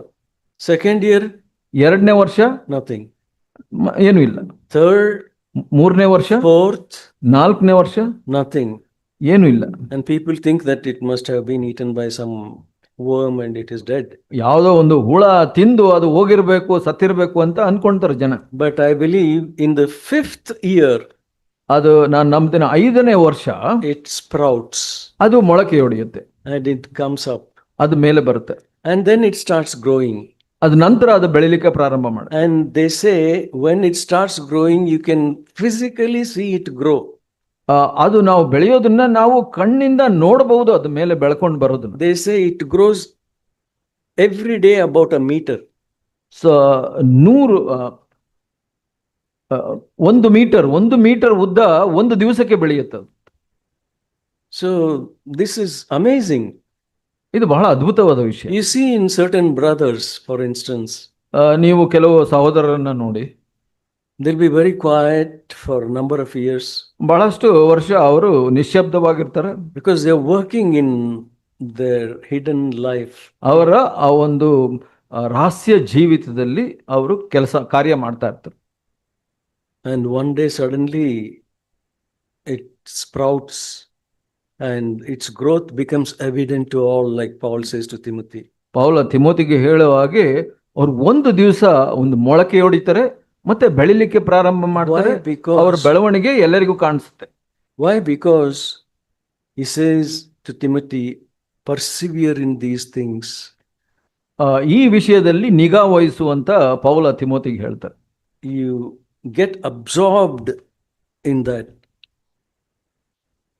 1 ತಿಮೋತಿ 4:16-15ನೇ ವಚನ. 14ರಿಂದ ನೋಡೋಣ. ನಿನ್ನಲ್ಲಿರೋ ವರಗಳನ್ನು ಅಲಕ್ಷ್ಯ ಮಾಡಬೇಡ. ಸಭೆ ಹಿರಿಯರು ಪ್ರವಾದನೆಯ ಸಹಿತವಾಗಿ ನಿನಗೆ ಇಟ್ಟು ಹಸ್ತಗಳನ್ನಿಟ್ಟು ಅದು ನಿನಗೆ ಕೊಡಲ್ಪಟ್ಟಿತ್ತಲ್ಲ, ಈ ಕಾರ್ಯಗಳನ್ನು ಸಾಧಿಸಿಕೊಳ್ಳುವುದರಲ್ಲಿ ಆಸಕ್ತನಾಗಿರು. ಇದರಿಂದ ನಿನ್ನ ಅಭಿವೃದ್ಧಿಯು ಎಲ್ಲರಿಗೂ ಪ್ರಸಿದ್ಧವಾಗುವುದು ಅಂತ ಹೇಳುತ್ತೆ. So it may take some time, but don't give up, brothers. ಸಹೋದರರೇ, ನಿಮ್ಮ ಬೆಳವಣಿಗೆಗೆ ಸಮಯ ತೆಗೆದುಕೊಳ್ಬಹುದು, ಆದ್ರೆ ನೀವು ಅಲಕ್ಷ್ಯ ಮಾಡಬೇಡಿ ಅಥವಾ ಬಿಟ್ಕೊಡ್ಬೇಡಿ. Certain things may be tripping you up over and over and over and over again. ಕೆಲವು ವಿಷಯಗಳು ನಿಮ್ಮನ್ನ ಎಡವಿ ಬೀಳಿಸ್ತಾ ಇರಬಹುದು ಮತ್ತೆ. You may be so disheartened, sometimes you feel like giving up. ನಿಮಗೆ ಬಹಳ ಮನಗುಂದಿ ಕೆಲವು ಸಲ ಅನ್ಸುತ್ತೆ, ಇದು ನನಗೆ ಆಗಲ್ಲ, ಬಿಟ್ಬಿಡ್ತೀನಿ ಅನ್ನೋ ತರ ಅನ್ಸ್ಬೋದು. This is only for some special kind of people, not for me. This is like, it works for Brother Zach and a few brothers like him. So ನಿಮ್ಗೆ ಅನಿಸ್ಬೋದು, ಅದು ಬಹಳ ವಿಶೇಷವಾದ ಸಹೋದರರಿಗೆ ಮಾತ್ರ ಈ ಕ್ರಿಸ್ತಿಯ ಜೀವಿತ ಕೆಲಸ ಮಾಡುತ್ತೆ, ಸಹೋದರ ಝಾಕ್ ಆ ಥರ ವಿಶೇಷವಾದ ವ್ಯಕ್ತಿಗಳಿಗೆ ಮಾತ್ರ, ಆದ್ರೆ ನನಗೆ ಕೆಲಸ ಮಾಡ್ತಾ ಇಲ್ಲ ಅಂತ ಅನ್ನಿಸ್ಬಹುದು. ಬಟ್ ವೇಟ್ ಬ್ರದರ್, ಆದರೆ ನೀವು ತಾಳ್ಮೆಯಿಂದ ಇರಿ. ಮೇಬಿ ನಾಟ್ ದಿಸ್ ಇಯರ್, ಈ ವರ್ಷ ಇಲ್ಲದೆ ಇರ್ಬೋದು. Maybe not second, third, fourth year, 2, 3, 4, but in the 5th year definitely it will come out. 5ನೇ ವರ್ಷ ಇದು ಮೇಲೆ ಬರುತ್ತೆ. Like that bamboo tree. ಆ ಒಂದು ಬಿದಿರು ಗಿಡ ಮರದಂತೆ. So it takes time for each one of us. ಈ ಎಲ್ಲರಿಗೂ ಸಮಯ It ತೆಗೆದುಕೊಳ್ಳುತ್ತೆ. depends on how eager we are ಅದು ಎಲ್ಲಿ ಅವಲಂಬಿತವಾಗಿದೆ ಅಂದ್ರೆ ನೀವು ಎಷ್ಟು ಆಸಕ್ತ ಆಗಿರ್ತೀರೋ ಅದರ ಮೇಲೆ, and how persistent we are ನೀವು ಎಷ್ಟು ಸತತ ಪ್ರಯತ್ನ ಮಾಡ್ತಾ ಇರ್ತೀರೋ and ಅದರ how ಮೇಲೆ, patient we are ನೀವು ಎಷ್ಟು ತಾಳ್ಮೆಯಿಂದ ಇದ್ದೀರಾ and ಅದರ how ಮೇಲೆ, much we persevere in that. ಎಷ್ಟು ಸಹಿಸ್ಕೊಳ್ತೀರಾ ಈ ಪರಿಸ್ಥಿತಿನಲ್ಲಿ ಅದರಿಂದ You will ಅವಲಂಬಿತವಾಗಿದೆ. reap exactly what you sow. ಅದು ಆವಾಗ ನೀವು ಯಾವುದನ್ನ ನೀವು ಬಿತ್ತುತ್ತೀರಾ ಅದನ್ನ ಕೊಯ್ಯುವಂತವರಾಗಿರ್ತೀರ. And you can sow in different seasons and you can still reap. Seasons, Yeah. ನೀವು ಬೇರೆ ಬೇರೆ ಸಮಯಗಳಲ್ಲಿ ನೀವು ಬಿತ್ತುವಾಗಲೂ ಅದರ ಫಲಗಳನ್ನು ನೀವು ಕೊಯ್ಯುವವರಾಗಿರ್ತೀರ. But always remember, you will not reap according to what you sow. ನೀವು ನೋಡ್ತೀರಾ, ನೀವು ಹೇಗೆ ಬಿತ್ತುತ್ತೀರಾ ಅದೇ ರೀತಿಯಿಂದ ನೀವು ಕೊಯ್ಯೋದಿಲ್ಲ. I mean, if you sow one seed, you will reap 100-fold. ಅದರ ಅರ್ಥ ಏನಂದ್ರೆ ನೀವು ಒಂದು ಬೀಜವನ್ನ ಬಿತ್ತಬಹುದು, ಅದಕ್ಕೆ 100 ಪಟ್ಟು ಫಲ ಸಿಗಬಹುದು. So you will reap more than what you sow. ನೀವು ಎಷ್ಟು ಬಿತ್ತುತ್ತೀರಾ ಅದಕ್ಕಿಂತ ಹೆಚ್ಚಾಗಿ ನೀವು ಫಲವನ್ನ ಹೊಂದ್ಕೊಳ್ತೀರಾ. So apply that to yourself. ಅದು ನಿಮ್ಮ ಮೇಲೆ ಅದನ್ನ ಅಳವಡಿಸಿ ನೋಡಿ. You can invest in your time, ನಿಮ್ಮ ಸಮಯವನ್ನ ನೀವು ಕೊಡುವಂಥದ್ದು, in your finances or relationships, ನಿಮ್ಮ ಸಂಬಂಧಗಳಿರ್ಬೋದು, ಹಣದ ಆರ್ಥಿಕ ವಿಷಯಗಳಿರ್ಬೋದು, or different pursuits in life. ನಿಮ್ಮ ಇತರ ಜೀವಿತದ ಕೆಲವು ಆಸಕ್ತಿಗಳಿರ್ಬೋದು. Examine your motives ನಿಮ್ಮ ಒಂದು ಮನೋಭಾವವನ್ನ ಪರೀಕ್ಷಿಸಿ ನೋಡಿ. and right choices will bring right results. ನಿಮ್ಮ ಸರಿಯಾದ ಆಯ್ಕೆಗಳು ಸರಿಯಾದ ಫಲವನ್ನ ಕೊಡುತ್ತೆ. We read in Haggai ಹಗ್ಗಾಯ chapter 1 verse 7. ಹಗ್ಗಾಯ 1 Chapter 1 verse 7. The Lord says here, ಹಗ್ಗಾಯ 1:7. thus says the Lord of hosts. 1:7. 1:7 7ನೇ ವಚನ.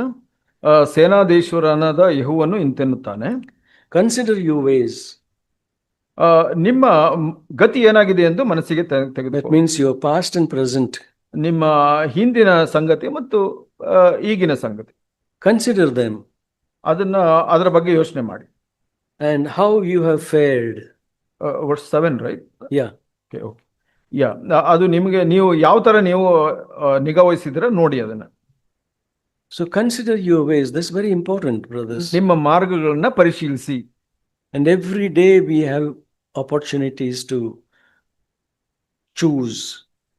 ನಮ್ಮ ಪ್ರತಿ ದಿವಸದಲ್ಲಿ ನಾವು ಬಹಳಷ್ಟು ಆಯ್ಕೆಗಳನ್ನ ಮಾಡಬೇಕಾಗಿ And ಬರುತ್ತೆ. today what I am and what you are is the result of what I have chosen and you have chosen in the past. ನಾವು ಯಾವುದನ್ನ ಹಿಂದಿನ ಸಮಯದಲ್ಲಿ ಆಯ್ಕೆ ಮಾಡ್ಕೊಂಡಿದ್ದೀವೋ ಅದು ನನ್ನ ಜೀವಿತದಲ್ಲಿ ನಾನು ಆಯ್ಕೆ ಮಾಡಿದ್ದೀನಿ, ನಿಮ್ಮ ಜೀವಿತದಲ್ಲಿ ನೀವು ಆಯ್ಕೆ ಮಾಡಿರ್ತೀರ, ಅದು ವ್ಯತ್ಯಾಸವನ್ನ ತಂದುಕೊಡುತ್ತೆ. And in another place in Ecclesiastes it says, if a person waits for the right time, then he will never sow. ಪ್ರಸಂಗಿನಲ್ಲಿ ಹೀಗೆ ಒಂದು ವಚನ ಹೇಳುತ್ತೆ, ಯಾರೋ ಒಬ್ಬ ತನ್ನ ಸರಿಯಾದ ಸಮಯಕ್ಕೆ ಅಂತ ಕಾಯ್ಕೊಂಡು ಕುಂದಿರ್ತಾನೆ, ಅವನು ಯಾವತ್ತೂ ಬಿತ್ತೋದೇ ಇಲ್ಲ. If he keeps looking at the clouds and expecting the clouds to come, ನೀವು fair ಈ ಒಂದು, weather, ಆಕಾಶದಲ್ಲಿ ಮೋಡಗಳು ಬರಬೇಕು ಬರ್ಲಿ ಅಂತ ನೀವು ಕಾಯ್ಕೊಂಡಿದ್ರೆ it may not happen. ಅದು ನಡೆಯದೇ ಇರಬಹುದು. Like for instance, this season of the year here in India, we are not having as much rain as we had last year. So ನೀವು ಈ ಸಮಯದಲ್ಲಿ ನಾವು ಈ ಮಳೆಗಾಲದಲ್ಲಿ ನಾವು ನೋಡ್ತಾ ಇದ್ದೀವಿ, ನಮಗೆ ನಾವು ಬಯಸಿದಷ್ಟು ಮಳೆ ಆಗಿಲ್ಲ. So be careful about your choices ನೀವು ನಿಮ್ಮ ಆಯ್ಕೆಗಳ ಬಗ್ಗೆ ಜಾಗರೂಕರಾಗಿರಿ. and think about what you are thinking about. ನೀವು ಏನು ಯೋಚನೆ ಮಾಡ್ತಾ ಇದ್ದೀರಾ ಅದರ ಬಗ್ಗೆ ಸರಿಯಾಗಿ ನಿಗಾ ವಹಿಸಿ. And there is a verse in Proverbs 23 verse 7. It says, as a man thinks, so is he. ಒಬ್ಬ ಮನುಷ್ಯ ತಾನು ಯೋಚನೆ ಮಾಡ್ತಾನೆ, ಹೇಗೆ ಯೋಚನೆ ಮಾಡ್ತಾನೋ ಅದೇ ಆಗಿರ್ತಾನೆ ಅವನು. ಜ್ಞಾನೋಕ್ತಿ 22ರಲ್ಲಿ ಹೇಳುತ್ತೆ. So you are what you think in your heart. ನೀವು ಏನಾಗಿದ್ದೀರಾ ಅಂದ್ರೆ ನಿಮ್ಮ ಮನಸ್ಸಿನಲ್ಲಿ ನೀವು ಏನು ಯೋಚನೆ ಮಾಡ್ತಾ ಇದ್ದೀರಾ ಅದೇ. That's why the Bible says very clearly, be careful about what you think. ಅದಕ್ಕಾಗಿ ದೇವರ ವಾಕ್ಯ ಹೇಳುತ್ತೆ, ನೀವು ನಿಮ್ಮ ಯೋಚನೆಗಳ ಬಗ್ಗೆ ಜಾಗೃತರಾಗಿರಿ ಅಂತ. Your thoughts shape your life. ನಿಮ್ಮ ಯೋಚನೆ ನಿಮ್ಮ ಜೀವಿತಕ್ಕೆ ಒಂದು ಆಕಾರವನ್ನ ಕೊಡುತ್ತೆ. What you give in, you will take out. ನೀವು ಏನಕ್ಕೆ ಒಳಪಡ್ತೀರಾ ಅದನ್ನೇ ನೀವು ಫಲವಾಗಿ ಪಡ್ಕೊಳ್ತೀರಾ. And we know that well-known verse in Proverbs 4:23. ಜ್ಞಾನೋಕ್ತಿ 4:23 ನಿಮ್ಗೆಲ್ಲರಿಗೂ ಗೊತ್ತಿದೆ. Most of us know that. ಬಹಳಷ್ಟು ಜನಕ್ಕೆ ಗೊತ್ತಿದೆ. It says there, watch over your heart with all diligence, for out of it are the springs of life. ನಿನ್ನ ಹೃದಯವನ್ನು ಬಹು ಜಾಗರೂಕತೆಯಿಂದ ಕಾಪಾಡಿಕೋ, ಅದರೊಳಗಿಂದ ಜೀವಧಾರೆಗಳು ಹೊರಡುವು. That means what you consistently keep on thinking day and night, that is what you're going to become one day. ನೀವು ಸತತವಾಗಿ ಹಗಲು ರಾತ್ರಿ ಏನು ಯೋಚನೆ ಮಾಡ್ತಾ ಇದ್ದೀರೋ ಅದೇ ಫಲಗಳನ್ನ ನೀವು ಹೊಂದುವರಾಗಿರ್ತೀರ.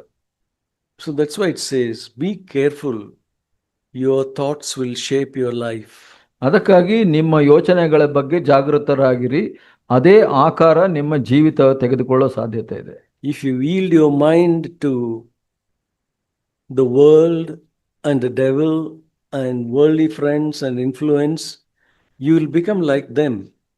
ನೀವು ನಿಮ್ಮ ಮನಸ್ಸನ್ನ ಲೋಕ, ನಿಮ್ಮ ಕೆಟ್ಟ ಸ್ನೇಹಿತರ ಸಂಗತಿ ಅಥವಾ ಇನ್ನು ಕೆಟ್ಟ ವಿಷಯಗಳಾದ್ರೆ ಅದೇ ನಿಮ್ಮ ಜೀವಿತವಾಗಿ ಬದಲಾಗುತ್ತೆ. But if you give yourself fully to do the will of God, ನೀವು ದೇವರ ಚಿತ್ತಕ್ಕೆ ನಿಮ್ಮ ಜೀವಿತವನ್ನು ಒಳಪಡಿಸಿದ್ರೆ, and you keep on consistently denying your will and ನಿಮ್ಮ ಸ್ವಂತ ಚಿತ್ತವನ್ನ ಸತತವಾಗಿ ನೀವು ನಿರಾಕರಿಸಿ ದೇವರ ಚಿತ್ತವನ್ನು ಮಾಡೋದಾದ್ರೆ, you will definitely see a marked change in your life. ನೀವು ಖಚಿತವಾಗಿ ನಿಮ್ಮ ಜೀವಿತದ ಬದಲಾವಣೆಗಳನ್ನ ನೋಡುವರ. Not only you will see, but others around you also will see that. ನೀವು ಮಾತ್ರ ಅಲ್ಲ, ನಿಮ್ಮ ಸುತ್ತಲಿರುವ ಇತರರು ಕೂಡ ಆ ಒಂದು ಬದಲಾವಣೆಯನ್ನ ನೋಡ್ತಾರೆ. So that is what God expects of us. ಅದೇ ದೇವರು ನಮ್ಮಿಂದ ಬಯಸುವಂಥದ್ದು. And maybe respond to him. ಆತನಿಗೆ ನಾವು ಉತ್ತರ ಕೊಡೋರಾಗಿರೋಣ. Just like Jesus said, not my will, Father, but your will be done. ಯೇಸು ಸ್ವಾಮಿ ಹೇಳಿದಂತೆ, ತಂದೆಯೇ ನನ್ನ ಚಿತ್ತದಂತಲ್ಲ ನಿನ್ನ ಚಿತ್ತದಂತಾಗಲಿ ಅಂತ. As we keep on doing it, ನಾವು ಹಾಗೆ ಮಾಡ್ತಾ ಇದ್ರೆ ಸತತವಾಗಿ, and we persist in it, ಅದರಲ್ಲಿ ನಾವು ನಡೆಯೋರಾಗಿದ್ರೆ ಸತತವಾಗಿ, we will see the results. ಒಂದು ಒಳ್ಳೆಯ ಫಲಿತಾಂಶಗಳನ್ನ ನಾವು ನೋಡ್ತೇವೆ. I think